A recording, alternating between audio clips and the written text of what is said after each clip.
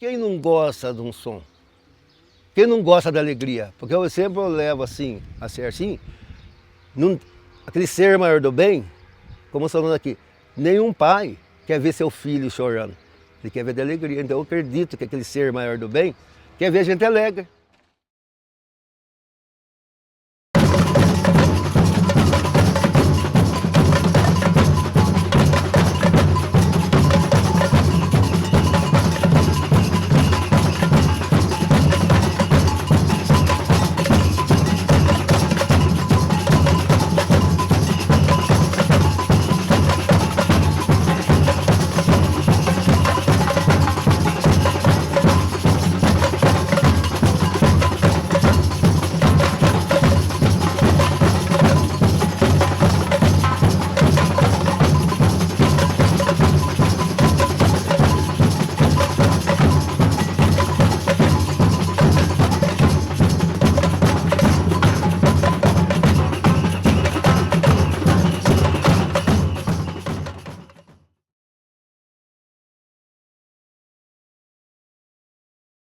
Quando eu ouço, né, meu pai já contou a história dele em si, história de vida do meu pai, eu acho, com certeza, ele é uma pessoa vitoriosa demais, né, porque ele perdeu os pais muito cedo, né, e ele com mais 3 irmãos, ele foi ali ser o responsável ali, ele é o filho mais velho, né, então ele teve ali que arcar, né, com cuidar ali dos irmãos, de ser ali o dono da casa, vamos dizer assim, né? Então, assim, mas ele veio de uma família muito pobre, né? E num bairro periférico, vamos dizer assim, tá? Que ele fala, né, que de onde ele veio para onde ele chegou ali, meu tio Ricardo, eles falam que são realmente pessoas, meu tio Sandro, e são pessoas vitoriosas, sabe? Porque se teve tudo para dar errado, né? Então, assim, de maus exemplos, tava próximo ali dele, ele fala, né? Então, assim, ele teve que ter muita cabeça no lugar, teve que ser muito responsável ali, né? Para poder ser o suporte ali para a família, né? E às vezes eu falo com meus filhos assim, eu uso de exemplo isso, sabe? Eu falo que hoje em dia eu falo, somos milionários, né? Perto ali do que acho que meu pai passou. Eu, longe disso, não posso falar que eu passei fome na minha vida. Graças a Deus nunca me faltou nada, né? Mas meu pai já passou, né? Então ele já engraxou sapato, muito novo, na rodoviária de Capivari. É isso que ele me conta. Isso para levar comida para a família dele, né? Então são coisas, vivências assim que ele passou, né, na vida dele. Então a gente, acho que só quem viveu pode falar o quanto difícil foi, né? Na realidade, eu posso falar que eu nasci já quase dentro de uma escola de samba. Foi em 1969 que saímos, foi que é Escola de Samba, Unidos Jardim América. O primeiro contato com uma escola de samba foi com a Turma da Barca, onde eu desfilei mais ou menos uns 5 anos com o pessoal, a Turma da Barca, onde eu fui até a rainha da escola. E eu conheci o Celso na sede do Juventus, em Capivari, onde ele jogava futebol. E daí a gente também se tornou amigo.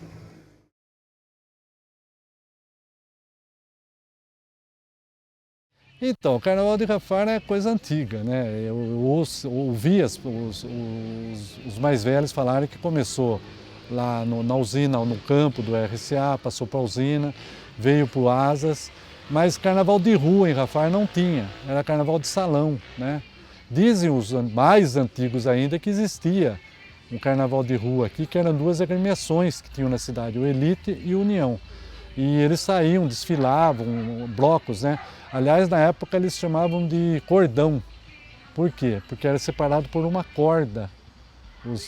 Até hoje acho que existe isso no Carnaval. Tem uma corda de proteção, então os blocos, tanto do Elite como do União, eram chamados de cordões, né? Cordão. E tinha uma coisa engraçada que o pessoal conta, que na rua era terra, eles faziam um risco com uma cal. Um bloco vinha da direita para a esquerda e da esquerda para a direita e se encontravam, mas não podia passar aquele risco. E eles ficavam se provocando, assim, com aquele risco apenas protegendo para não passar. Mas o respeito era tanto que o pessoal não passava, porque no outro dia está todo mundo junto. Depois passou a ter, como eu disse, o carnaval na quadra do RCA, antigo estádio do RCA, o estádio Usina. Depois passou, na época a gente chamava de refeitório, é onde hoje é o escritório da usina, né? Era o refeitório dos funcionários, lá passou a ter o carnaval já de salão.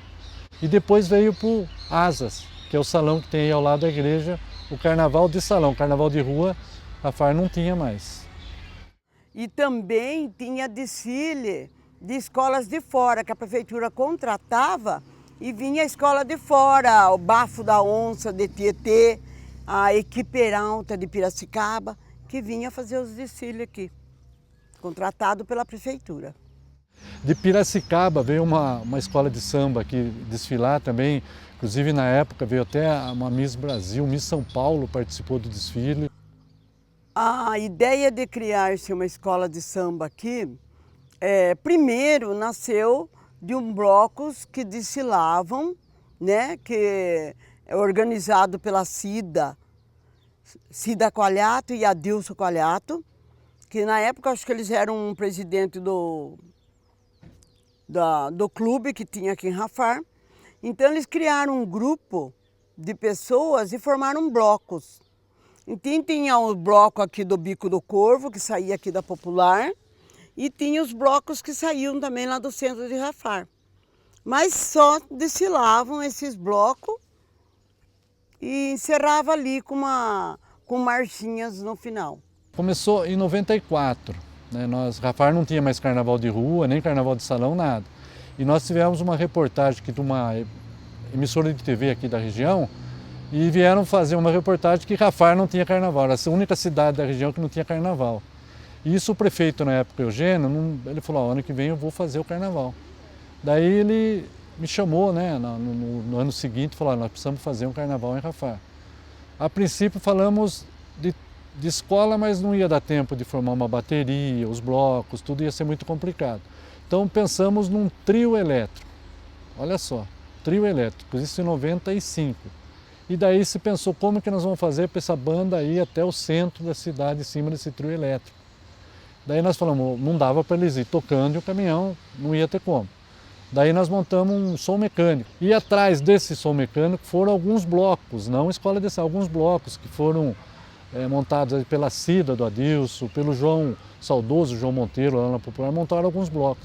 Então esse caminhão saiu da praça do Almoxarifado, atravessou toda a Abolição, Maurício Alain, chegando até a Praça da Bandeira, com som mecânico, marchinha de carnaval, essas coisas. A hora que chegou lá, esse caminhão ficou atravessado na rua, daí sim ligamos uma força num poste lá que já estava pré-montado, e daí começou a banda, no caso, na época, a banda Tocaia, de Capivari, que abrilhantou esse carnaval de rua. No ano seguinte, daí sim, daí nós falamos, agora para o ano seguinte, o próprio Eugênio, o prefeito, falou, ó, agora nós precisamos de uma bateria de Rafar. Daí foi fácil demais, procurar o Celso e a Páscoa facilitou bastante o serviço e daí o Celso montou a bateria de escola de samba aqui na cidade de Rafar. A ideia de criar-se uma escola de samba partiu do ex-prefeito Eugênio Tonin, né? Aí ele chamou a gente lá no gabinete, fomos conversar com ele e ele falou que ele tinha um sonho de formar uma escola de samba. Se a gente topava a realizar esse sonho com ele, né? E aí a gente entrou. Como tinha a banda, então, em cima dessa banda sinfônica, que era Silvério que estava aqui, ele viu aquela juventude que está ali, então, é assim que acho que quem está de fora enxerga a melhor coisa. Então ele conseguiu enxergar esse grupo, né, de crianças que estavam à procura de uma busca de alguma coisa. Então ele viu, ele chegou assim, Celso, por que você não forma uma escola de samba aqui em Rafar? Até então, minha relação com a Páscoa e o Celção era eu toquei 2 anos, acho que no Jardim América, e eles eram de lá. Eles já moravam aqui, daí eu procurei ele e falei, não, Tadeu, nós vamos fazer sim a escola de samba, precisamos só do apoio, né? Que precisa comprar os instrumentos, né, de percussão, que não tinha nada. Eu falei, não, nós vamos fazer, o prefeito quer fazer, nós vamos fazer. Daí nós começamos o Celção, a Páscoa, já começaram os projetos de blocos, daí o Celção cuida mais da parte da bateria mesmo, né, dos percussionistas. Então tudo isso fez com que a escola de samba crescesse rápido, montasse rápido.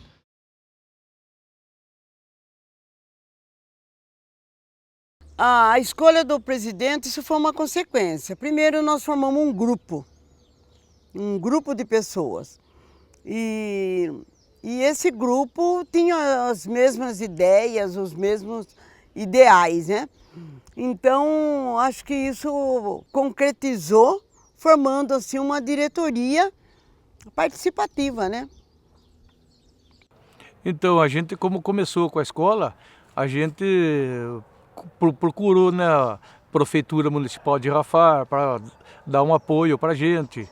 Aí a gente conseguiu, através de patrocínio, sempre ajudou a gente, né, que conseguimos levantar esse patrimônio da escola de samba. Então, foi justamente por sermos vizinhos ali, nossos filhos brincavam juntos e muita amizade. Então, Páscoa Celso acabou convidando a gente para fazer parte da diretoria, tinha uma diretoria, e a gente colaborava assim, nos eventos para arrecadar fundos, ajudava em dias de desfile, dando aquele apoio na rua para que tudo corresse bem e tudo dava certo. No final, né, assim, de cada desfile a gente servia um lanche com refrigerante e era uma alegria. Eu falo que a escola de samba assim, representava na época a alegria, na época de carnaval, aquela empolgação da população, do povo, a cidade inteira era envolvida com a gente ali na escola. O Gordo, ele era o presidente da escola, né? Ele conduzia tudo, eu tomava conta de tudo, a parte burocrática, tudo. Ele trabalhava muito em cima disso, para tudo dar certo, e deu certo. Saiu os desfiles, que foi a coisa mais linda de se ver. Tinha diferente sim, que a gente estava empolgado, né? Quando a gente recebeu o convite da Páscoa, do Celso e do Gordo também, né? Então era, sabe, a gente ficou muito feliz de receber o convite. Como presidente da escola, ele fazia muito evento, já fizemos muita feijoada aqui na Popular.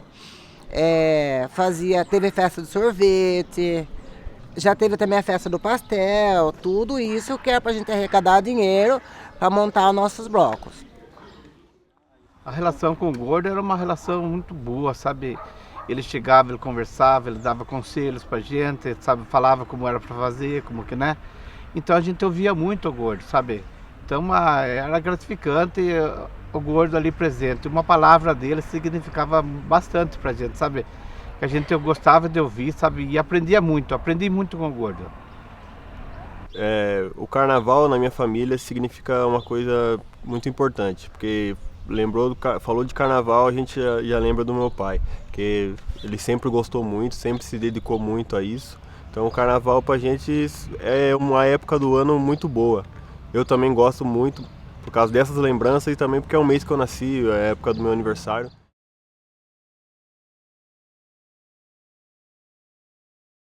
A mobilização das pessoas foi assim, bem aceita, né? Então, por quê? A gente fazia os ensaios, né? Com poucas pessoas, amigos que a gente foi convidando. Eu falei assim, então, eu não quero mais do que 20 componentes para iniciação, para facilitar o aprendizado. Porque aqui, você é pessoal que estavam, como se disse, eu estou só ouvindo tocar, pegar na baqueta, nem pegar na baqueta, não sei. Então, falei, de 20, aí que foi até a compra, assim, de 20, quase dobrou, quase 40 pessoas, assim, que veio vindo um tamborim, um dos pais comprava tamborim, socalho, foi vendo quando vimos assim, 35 pessoas. Os instrumentos da Escola de Samba Unidos de Rafar sempre eles foram comprados pela prefeitura, pelo Departamento de Cultura da prefeitura. O trabalho de comprar os instrumentos, daí eu conversei, daí já pus Celção na jogada, que ele que manjava dessas coisas. Daí eu falei, Celção, nós precisamos comprar os instrumentos. Daí nós fomos numa empresa em São Paulo, especialista em instrumentos de percussão, e fazia para as escolas de samba, inclusive. Daí no começo, eu não me recordo assim exato o número, mas eu vou dar um exemplo, era 30 instrumentos que precisavam. O Celção fez a relação, pegamos e fomos para São Paulo. Eu e o Celção fomos comprar. Compramos, chegamos, começou o ensaio, daí passou uma semana, 10 dias, o Celção me procurou, Tadeu, 30 é pouco, eu preciso de mais 10. Daí eu tinha que ir até o prefeito e falar, eu preciso de mais 10. O prefeito coçava a cabeça. Tudo bem, vai lá, compra os 10. Pegava a Celção, sempre levava ele junto, porque ele conhecia os instrumentos. Comprou mais 10. Daí voltamos. Passou uns dias, adivinha? Tadeu, aumentou. Precisa mais. Eu estou falando um número fictício, não lembro o número exato. Vamos para São Paulo, compramos mais instrumentos. Daí chegou um dia que o prefeito falou, agora chega. Não dá mais para cada 10 dias comprar instrumento. Então a gente cuidava dos instrumentos, que fazia a manutenção, tudo. Os instrumentos pesados, que era o contrasurdo, o treme-terra, esses daí, a gente deixava fazer manutenção no fim de semana. Toda segunda-feira fazia manutenção dele, né? Ver a pele que está muito machucada, para trocar, alguma que furava. Agora, os que tinha diariamente era a malacacheta, que a gente tinha que trocar o cordamento dela, apertar, alguma vez você ia apertar, ela estourava, porque tá batendo, bate em cima, machuca a corda. Então ela vai soltando pela trepidação das baquetas batendo, então ela vai soltando, ela chega a estourar. Então a manutenção da malacacheta era diariamente. E instrumento pesado a gente deixava mal uma semana, 2 semanas, para poder mexer neles. Mas era um instrumento da prefeitura. Terminava o carnaval, a gente devolvia no Departamento de Cultura. A recruta é que nem um time de futebol. A gente pega assim, tem um goleiro sim, que está precisando de um goleiro que segura a base. Um centroavante, um meio de campo. Então fomos mesclando. Então como na família tinha lá também que já estava envolvendo, trazia meu irmão, uma malacacheta, trazia um surdo. Então trazia uma base de cada instrumento. Então, aí cada ensaio, quem ia na malaca, ia junto com a malaca, trouxia esse esteio. Lá, tamborim, na época tamborim. Então, dentro disso aqui, formava esse fechamento, goleiro, assim, aquela base que eu tenho, e através disso nós íamos levando aquele aprendizado. Entendeu? Uma bateria é composta pelas malacas, tem os surdos, né, que fazem a primeira e a segunda, tem os chocalhos, tem os tamborins, né? Temos também, às vezes tem algumas baterias mais fortes, tem as percussões, né? Os instrumentos que nós temos hoje não são muitos, tá? A gente chegou a ter uma bateria em volta de 80, 100 integrantes, tá? Foram passando, empresta aqui, empresta ali, ajuda aqui, ajuda ali, acabou se desfazendo muitos desses instrumentos. Então hoje o essencial que nós temos é o básico para nós conseguirmos fazer uma bateria.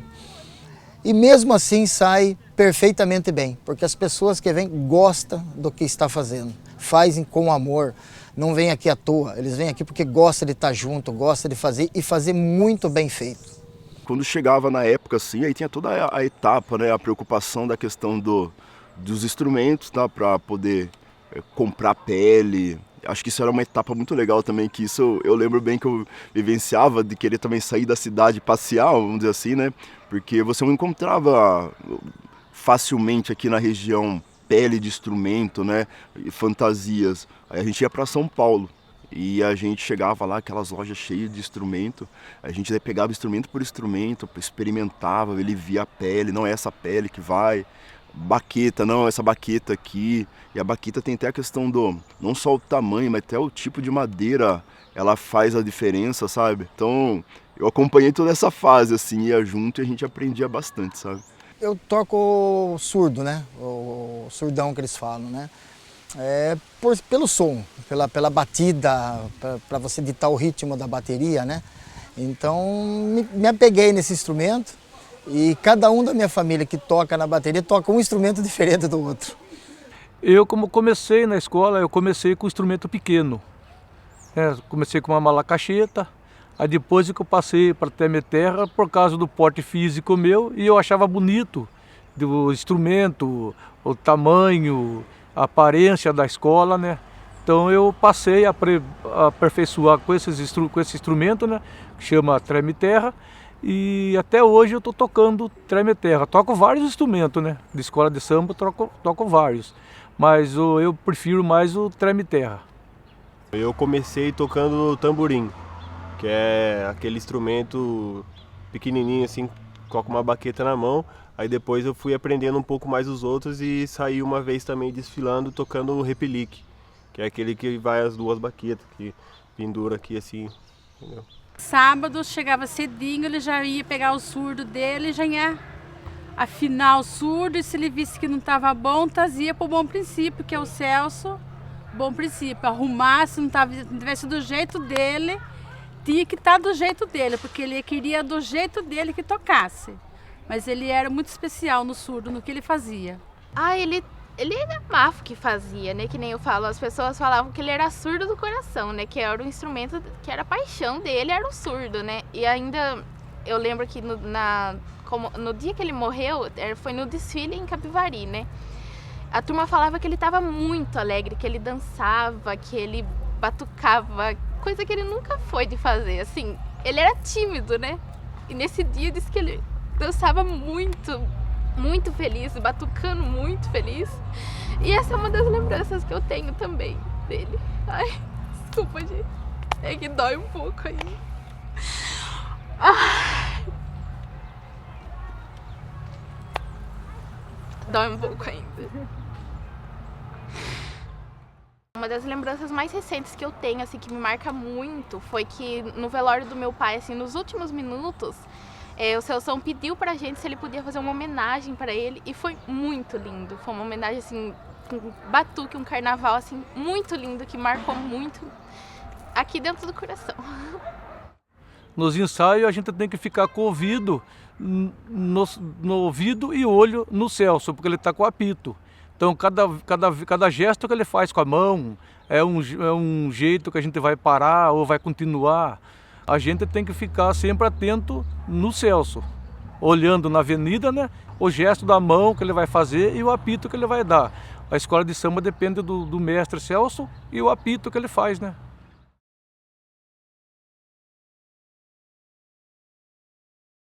A comissão de frente, ela é a ala, eu diria que ela é assim a ala responsável, a mais responsável da escola de samba. Todas elas são importantes, todas. Mas a comissão de frente, ela abre o carnaval, né? Ela abre a ideia. Quando você tem a função, a responsabilidade de chamar os membros que vêm vindo atrás, a escola que vem vindo por si, é o ápice da coisa. Então a comissão de frente, ela vem te dar a alegria para que a avenida já se encha de prazer, já se encha de detalhes. E ela é a abertura do carnaval.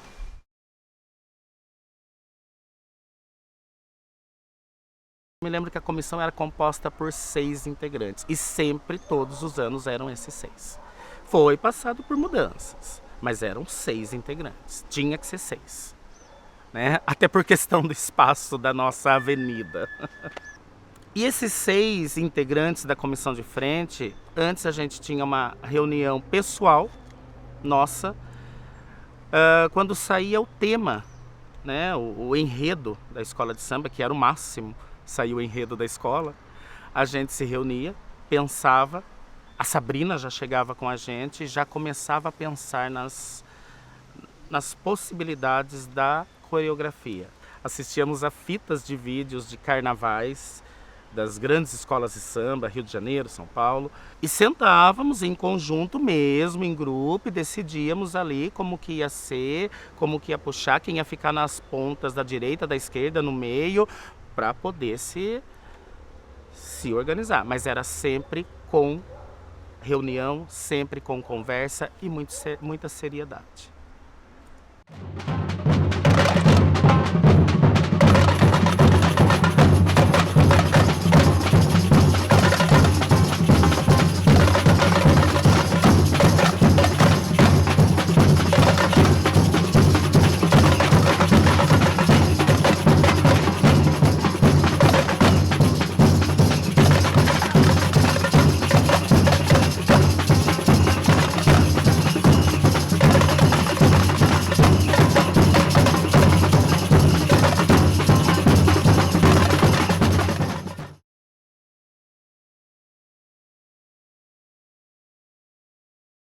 Eu entrei na escola, né, através dos ensaios que tinha na praça de frente à Casa da Páscoa ali, tá? E assim, o meu primeiro assim, contato mesmo foi desfilando, levava minha filha a desfilar, a Fabiola. E depois eu entrei como porta-bandeira, substituindo a Silvia, né? Sempre gostei da escola de samba, porque minha mãe foi rainha da escola de samba. Então a gente sempre tem um pé dentro da escola de samba, né? Aí surgiu que a Páscoa convidou eu para ser porta-bandeira. Aí eu entrei como porta-bandeira, né? Com o Dinho, né? Aí eu fui desfilar. Foi Dinho que, quando Páscoa veio me convidar, né, para sair de porta-bandeira, Dinho veio e falou: ai, Fernanda, você aceita sair, tudo, vamos sair junto. E a gente, assim, como eu já conhecia Dinho, ficou um pouco mais fácil até, porque quando a gente ensaiava, e ele pegou e falou pra mim assim, ele falou assim pra mim: ó, você tá de parabéns. Até a Páscoa, ele comentou isso com Páscoa, né? E eu fiquei toda cheia também, fiquei muito feliz, porque ele falou: vai, Páscoa, pelo fato de ser a primeira vez que ela tá ensaiando, ela tem uma energia tão boa, tão gostosa. E ele fazia essa energia crescer também, porque ele era, ó, eu vou falar pra você, um mestre-sala de mão cheia. Eu tinha medo, vergonha, assim, um pouco, porque minha mãe foi de rainha, né? Mas eu sempre tive um pouco de vergonha. Aí, como Páscoa convidou, e Dinho também ensinou eu a dançar, né? Porque a porta-bandeira tem um jeito para dançar, né? Aí eu entrei, gostei e entrei.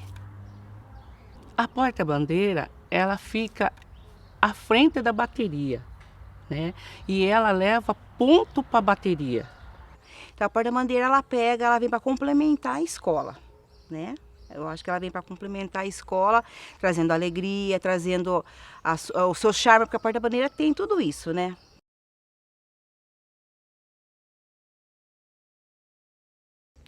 As fantasias, elas eram, depois de pronto o samba, né? Aí nós tínhamos a Xuxa, né, que era Vanderlei Teixeira, e ela que desenhava pra gente, fazia um figurino. Em cima do samba, ela fazia o figurino, desenhava as fantasias. E daí, juntamente com ela, nós íamos para São Paulo e comprava o material e ela confeccionava a fantasia. Os carros também eram desenhados por ela e daí era confeccionado na oficina do Gordo Carioca. E aí a gente a Xuxa fazia o trabalho em cima do carro, decorava ele de acordo com o tema que vinha o carnaval. Primeiro carro, eles tinham, acho que feito na oficina dele mesmo, né? Improvisou tudo, foi decorado maravilhoso o carro. Depois encontrar umas moças bonitas da cidade para pôr aquelas roupas lindas e sair assim em cima do carro. Que lindo que foi! A minha fantasia era vermelha e amarela. A minha roupa tinha costeiro, tudo, assim, o saiote era muito bonito, bem. Então era uma roupa, tinha as penas, assim, sabe? Muito bonito. A minha roupa, eu lembro até hoje, era amarela, né? Uma armação enorme, super pesada. Você coloca primeiro essa armação pesada por baixo e você vem com a roupa por cima. Ela é super pesada. A comissão de frente naquela época abria, contava a história da inauguração de Rafar. E a gente fez a homenagem ao Júlio Henrique Rafar. A comissão de frente tínhamos um chapéu todo de francês, aquela peninha maravilhosa. E ela não era toda brilhosa, ela era simples, singela.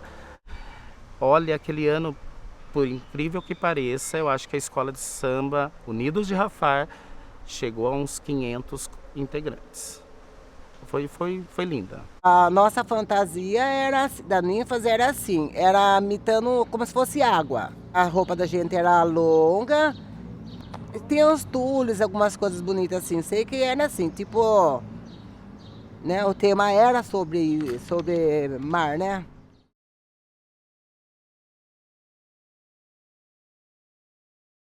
Os temas eram definidos pela diretoria.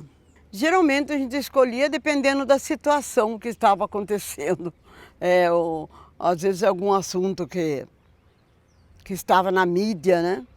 Então a gente trazia como tema.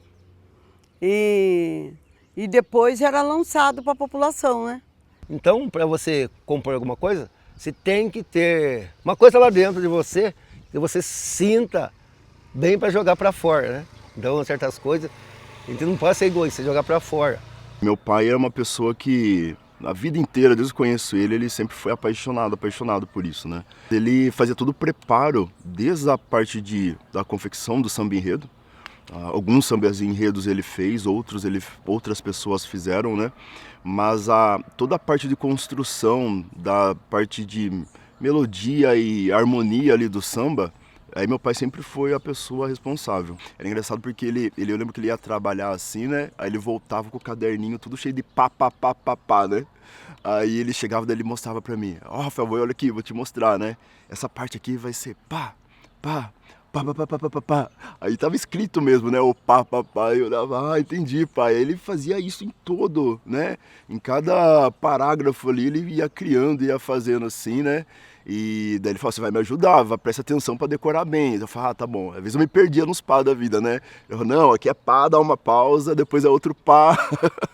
A inspiração vem assim, vem do coração, sabe? Vem do coração. Se expõe, você está sentado às vezes, ou pegava Páscoa, dentro lá eu trabalhava à noite, ouvia alguma coisa, segura pra mim essa parte aqui. E tava, não, segura, e o cara ficava assim, então, segura pra mim essa parte. Não esqueça essa parte, tá vendo esse tom? Corria pra cá. É uma coisa louca, porque ninguém faz nada sozinho, né? Ninguém faz nada sozinho.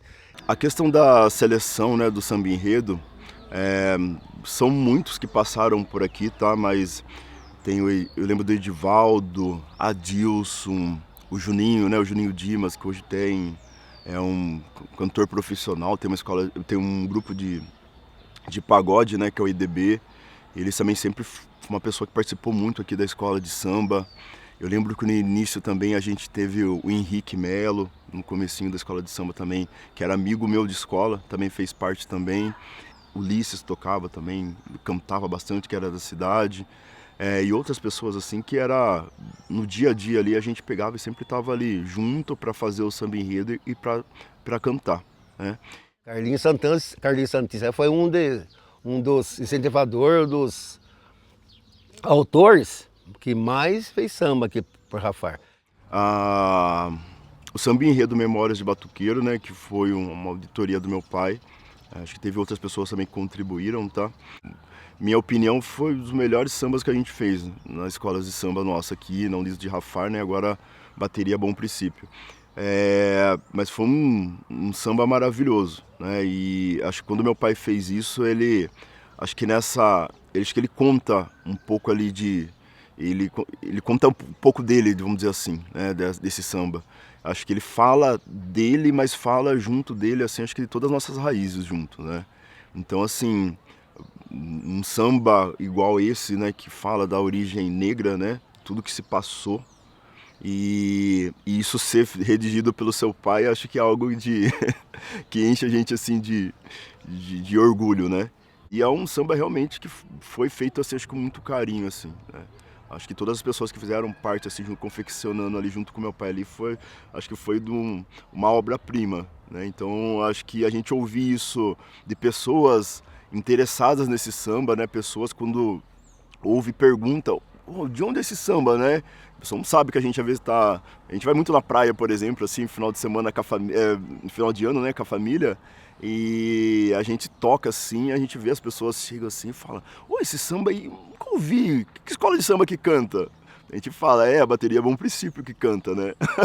E assim começou quando os negros vieram ao alto mar, mesmo sendo acorrentados, humilhados e maltratados. Suas raízes veio num repique do quinjem. Foi essa inspiração que lá atrás, como se fosse assim, obrigado de ter deixado de tocar o quinjem. Então, na época, foi gravado de fita. Muitas pessoas aqui até falam assim, viu, você devia registrar esse samba. Porque saiu bastante pessoa que veio de São Paulo que ouviu a letra assim, mas como você conseguiu fazer isso daqui? E a gente quer que saia para tocar, não tem aquela coisa de ciúme, de coisa assim. Não, deixa rolar, né? Deixa rolar.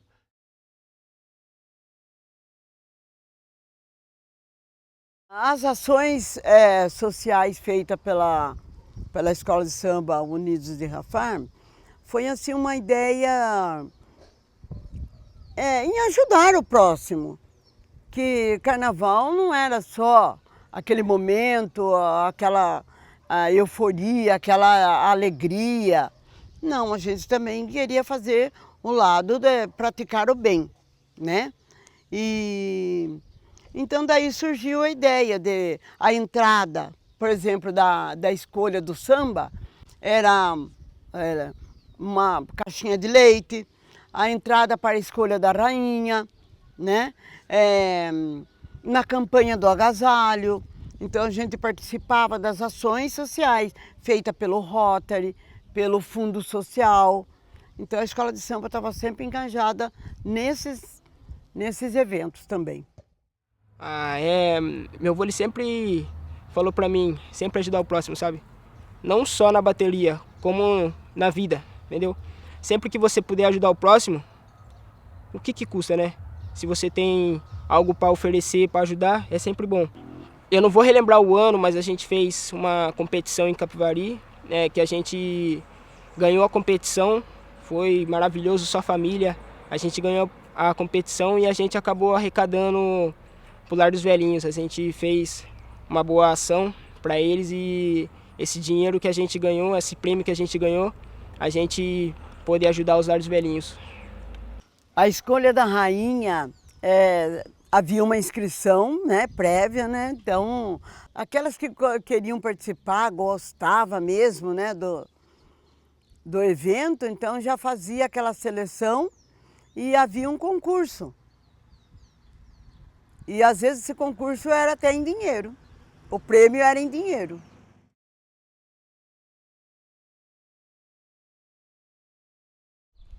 Os ensaios realmente eram super divertidos. Tipo, como eu falei, a gente reunia os amigos, aí tinha os ensaios, as músicas, depois tinha as brincadeiras, a zoeira. Antes de começar o ensaio mesmo, a gente ia, pegava um pouco de cada instrumento, ficava ali brincando. Era muito legal. Então os ensaios aconteciam na pracinha da Popular, aconteciam no barracão, se eu não me falha a memória, em frente à escola Aurélio Soto, e era aquele povo todo, família que chegava, criança que era envolvida. Acontecia sempre na Popular, acontecia aqui, nesse espaço aqui, nós tínhamos o ensaio aqui também. E a gente rodava a cidade ensaiando a Unidos de Rafar. E era assim, a gente se achava ao máximo. E tinha que se achar, né? Era a escola de samba de Rafar. Os dias de ensaio também parecia que já era desfile, todo mundo estava lá.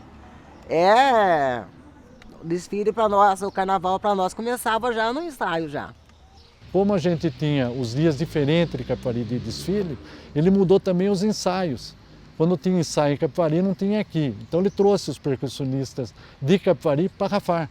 Mas a escola era grande, tinha bastante componentes, a bateria de Celção era uma empolgação só, era muita gente na bateria, né? E os ensaios, então, que era feito aqui nessa praça, e juntava muito, o povo vinha e ali já começava a alegria de todo mundo, era muito, muito bom.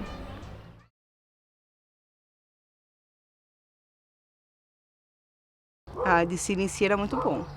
Que eram várias, por mais que fosse uma escola assim pequena, tinha várias alas, né? Tinha as alas das crianças, tinha as alas que o pessoal saía com as fantasias, depois tinha a porta-bandeira e o coração da escola, que é a bateria. A gente percebia, você passando pelas avenidas, né, que a gente desfilava tanto na Maurício Laim, como a gente desfilava aqui em Rafar, aqui na Popular de Rafar. A energia era muito forte, era muito positiva, sabe? O pessoal vinha com prazer para a rua, eles vinham para ver realmente o que você estava fazendo. Tá? Porque o carnaval ele é cativante, o carnaval ele chama, a bateria chama as pessoas. E principalmente, às vezes até sobrinhos, filhos, netos de quem estavam vendo a gente estava desfilando, né? Então atraía o povo para a rua. Então todo mundo conhece todo mundo. Então a hora que você estava passando e dançando, você estava, né? A pessoa você escutava o seu nome. Né? Então é muito gratificante, era muito gostoso, né? E a hora que a concentração acabava na praça, lá embaixo, na Domingo Fantolã, a gente ficava lá ainda, a bateria ficava lá tocando até.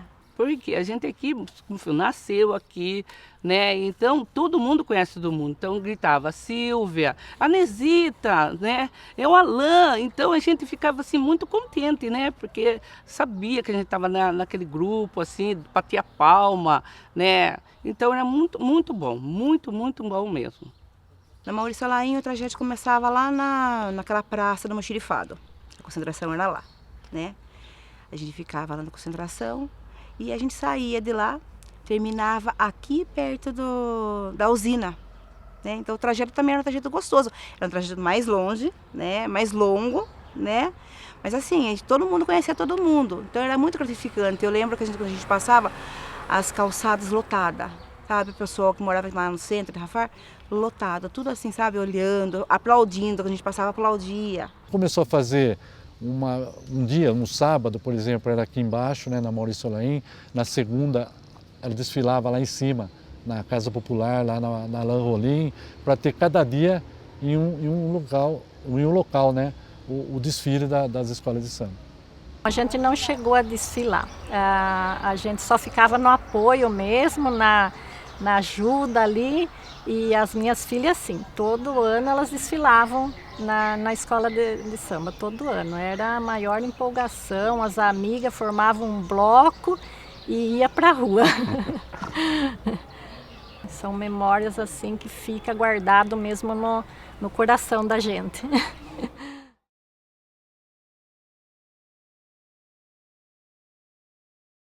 O concurso em Tatuí, como a escola de samba aqui em Rafar já estava assim, famosa, né? Já uma cidadezinha pequena e já ter uma escola de samba com um número grande de componentes, então chamou a atenção. Aí ligou da Secretaria de Tatuí se tinha algum evento de carnaval, se tinha escola de samba na cidade, para participar de um concurso lá em Tatuí. Aí nós tivemos aí a ousadia de fazer a inscrição e fomos lá para competir.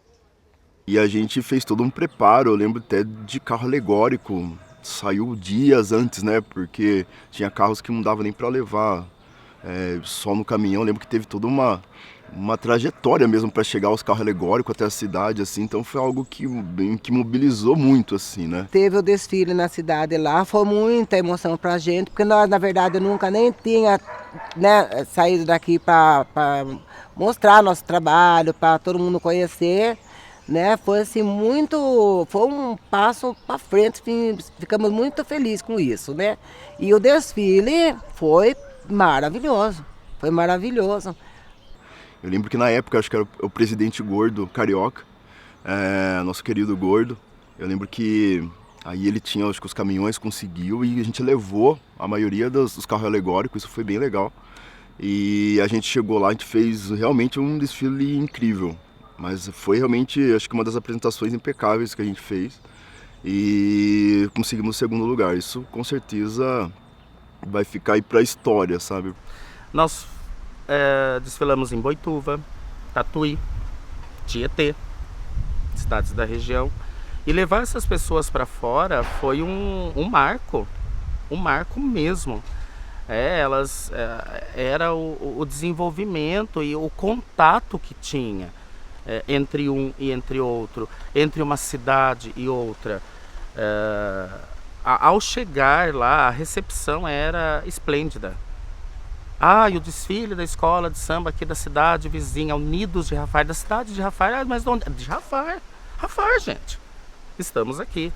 Nossa, e acho que foi uma das experiências assim, acho que era o auge da escola, posso dizer, sabe? Porque daí a gente já tinha passado um pouquinho daquela etapa de escola inicial, a gente já estava, acho que num patamar legal, vamos dizer assim, sabe?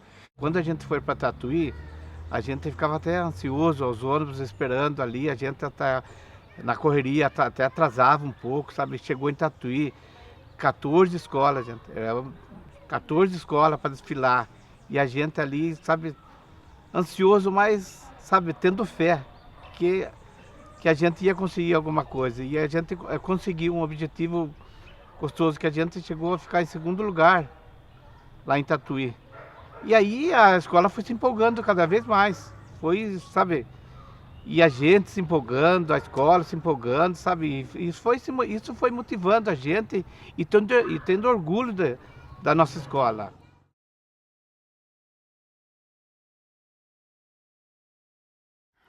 Hoje o carnaval em Rafar, na minha visão, é uma pena. É uma pena que tudo, desde que eu estou aqui em Rafar, acho que mais ou menos 45 anos, eu vi muita coisa bonita acontecer em Rafar. Mas infelizmente elas se acabam. Então, e hoje nós estamos assim, lutando para ainda preservar o pouco que tem. Então a gente luta para não acabar. O ser humano, ele só sabe quem ele é quando ele pratica a cultura. Ele sabe de onde ele veio, ele sabe suas raízes. Gostaria de fazer que tivesse um pouco mais de incentivo, que não deixasse morrer. Essa palavra até é muito forte, né, para dizer, mas é assim o cotidiano da vida nossa. Hoje nós vimos, né, no ensaio, né, que nós fizemos há pouco tempo atrás, a passagem do pai para o filho, do filho para o sobrinho e do sobrinho para o neto. Tá? Então, para não deixar isso acabar, isso aí tem que persistir. E Rafar não pode deixar isso acontecer.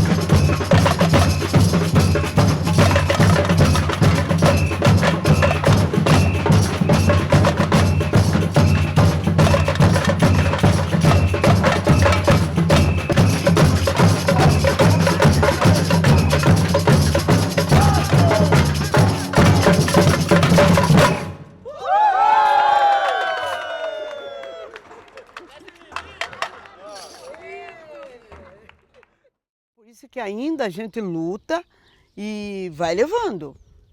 Hoje ainda a gente tem aí a bateria e cada vez em quando a gente reúne e toca, nem que seja para nós ou para lembrar os meus filhos, meu neto, que ainda existe uma cultura.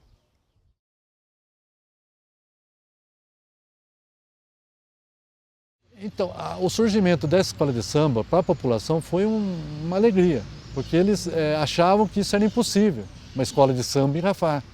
O Celção começou a ensaiar já para o outro ano, que já tinha mais tempo, pessoas daqui que não tocavam em escolas de samba em Capivari. Então ele começou a ensaiar, muitos moleques hoje, pessoas até de idade, tocam nas bandas, é porque aprenderam com o mestre Celção.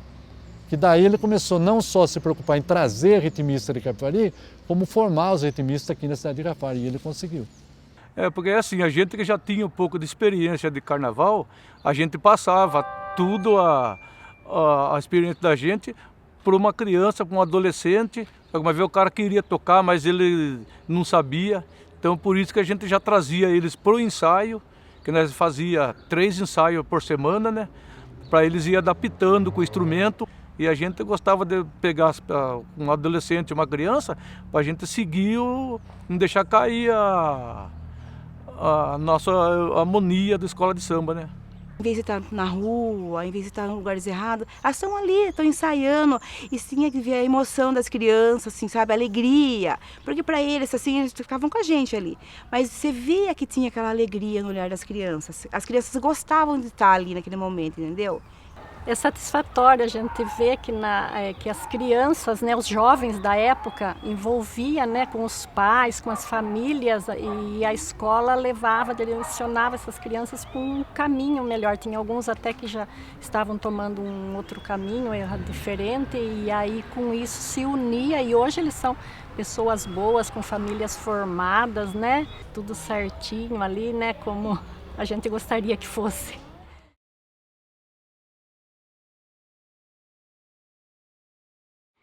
Olha, é uma mistura um pouco de prazer e de responsabilidade da gente pegar e deixar um legado, né?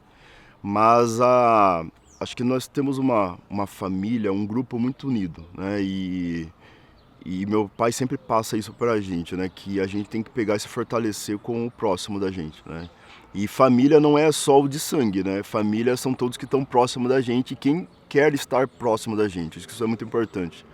E a gente sempre se fortalece um com o outro, né? Então, assim, como eu tive a gente faz, acho que, dos bons exemplos as nossas atitudes. E eu sempre tive bons exemplos, né, com meus pais, com a minha família. E acho que esses bons exemplos e essa continuidade, acho que vem disso, né? Então, tudo que meu pai passou para mim, com certeza eu vou passar para os meus filhos, passo para meus filhos, né? Meu pai ainda passa também, né, para os netos.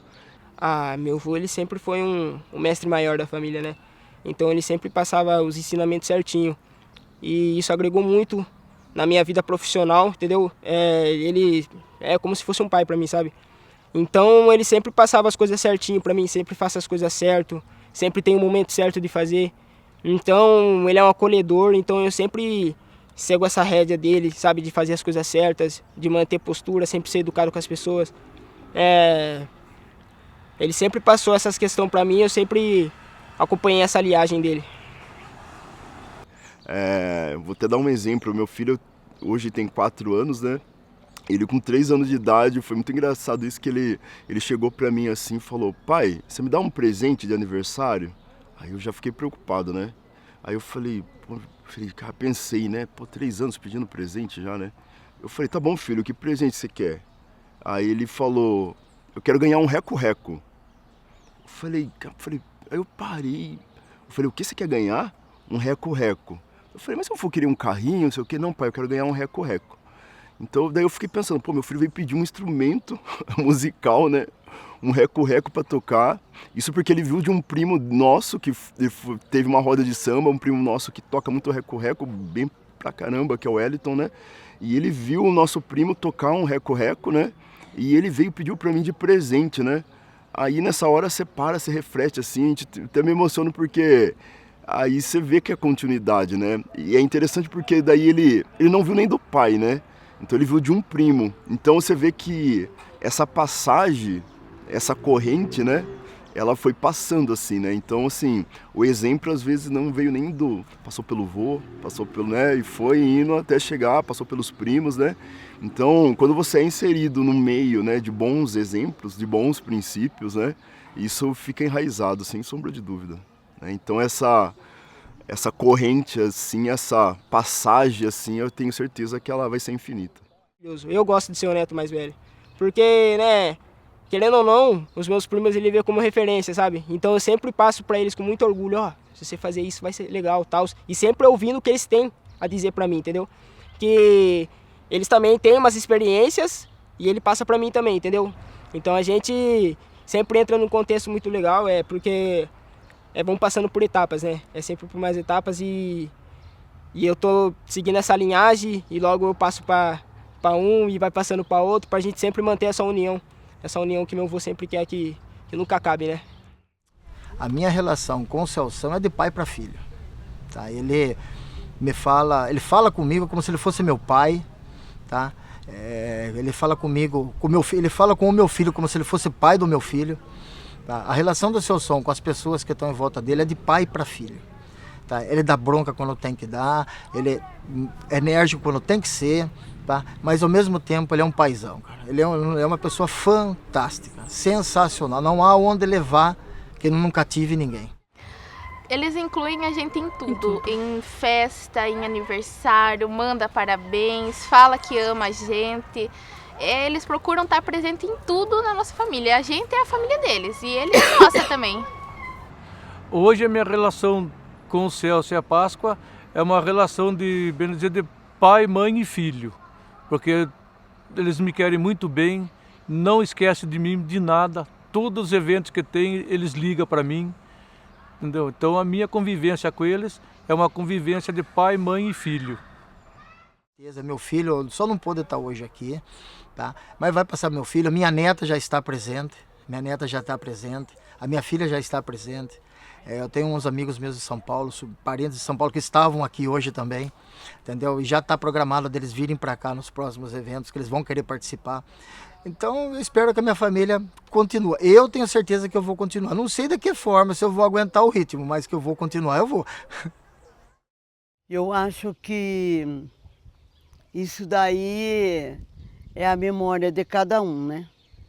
Só que eu não queria que ficasse em memória. Eu queria que sempre fosse ativa, né? Como diz a música do Batuque, enquanto tiver um tambu tocando, há sempre um filho a dançar, né? Então, eu acho que eu gostaria assim, como os meus netos, né? Que sempre que nós estamos reunidos, eles estão sempre tocando. Então, eu acho que vai ser, ainda a semente está sendo lançada e ela está germinando. Porque eles estão sempre tocando. Os meus netos estão sempre tocando. Então, eu vejo aí uma esperança que não se acabou. E eu gostaria que isso tocasse o coração de todos os rafardenses.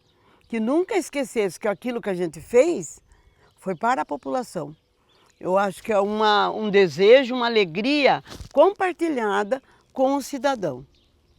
Né? Porque a gente fez aquilo e faz porque a gente gosta. A gente gosta daquilo que faz e do lugar em que vive.